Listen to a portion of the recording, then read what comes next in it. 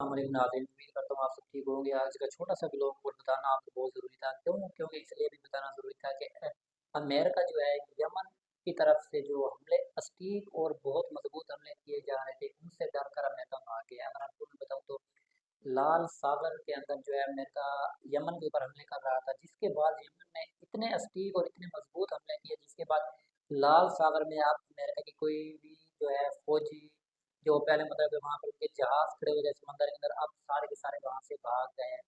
मतलब यमन एक छोटा सा मुल्क है, बिल्कुल कम फौजी है यमन के। तो यमन इतना खतरनाक हुआ कि यमन से जो है इस तरह के जितने भी अमेरिका के जितने भी फौजी थे सारे डर कर वापस चले गए हैं। और इसका प्रूफ हम आपको स्क्रीन पर सिर्फ स्क्रीन शॉट दिखा सकते हैं, क्योंकि हम वीडियो अभी आपको नहीं चला कर दिखा सकते हैं, क्योंकि ये यूट्यूब की पॉलिसी के खिलाफ है। तो आपको मैं बता दूं, साइड में स्क्रीन शॉट लगा दिए हैं, वो आप देख सकते हो और पढ़ सकते हो। अमेरिका के जितने भी वहाँ पर फौजी थे और जितने भी उनके वहाँ पर लड़ाकू जहाज वगैरह थे, सब के सब लाल सागर से भाग गए हैं यमन के खतरनाक हमले देखकर।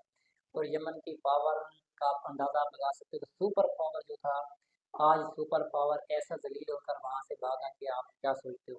ऐसा तो नहीं कहा जाता कि हमेशा इस्लाम जो इस्लाम के लिए जंग लड़ते हैं वो क्या नाम है अल्लाह ताला की तरफ से, और हजूर इस्लाम का साथ हमेशा जो जिहाद के लिए लड़ते हैं उनके साथ मौजूद होता है। और हर जिहाद में असल जो जिहाद और जंग होती है उसमें आप सल्लल्लाहु अलैहि वसल्लम तशरीफ लाते हैं, और उसमें जो है उस जंग में आप सल्लल्लाहु अलैहि वसल्लम तशरीफ लाकर हिस्सा लेते हैं और उस जंग को आप लड़ते हैं। तो इस जंग के अंदर भी आप अगर देखें तो ऐसे ही कुछ मालूम हो रहा है कि जिस तरह से लाल सागर से अमेरिका के फौजी भागे हैं, उस तरह से लगता है कि उनके साथ हजरत इस्लाम मतलब उस जंग के अंदर शामिल हैं, और इस जंग को जो है ऐसे जो है मुसलमानों को कामयाबी मिल रही है। बात है लगता है उन लोगों को लगता है कि भाई ये हो रहा है वो हो रहा है। अगर देखा जाए दर हकीकत तो इस्लाम के हिसाब से अगर देखा जाए तो ये जंग ऐसा ऐसा मुसलमान जीत रहे हैं, और अन करीब है 2-4 साल में जो है जीत कर ही जो है इसराइल का नाम निशान भी खत्म कर देंगे।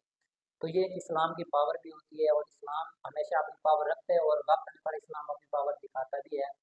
तो आज के लोग यही कहा कि यमन की तरफ से जो हमले किए, जिन हमलों के बाद जो है अमेरिका हमलों को बर्दाश्त नहीं कर सका और वहाँ से अमेरिका भाग गया। और हमेशा से ऐसी है, अमेरिका जाता है जंग शुरू कराता है, जंग लड़वाता है और फिर वहाँ से भाग जाते हैं। अगर अफगानिस्तान की मिसाल देखें तो आपके सामने है, अफगानिस्तान के अंदर भी ऐसा ही हुआ था। हमले करवाता है वहाँ पर, आपने जाके कब्जा करता है, लेकिन अफगानिस्तान के लोगों ने 20 साल जदोजहद करने के बाद जो है वहाँ से अमेरिका को जलील करके भगाया।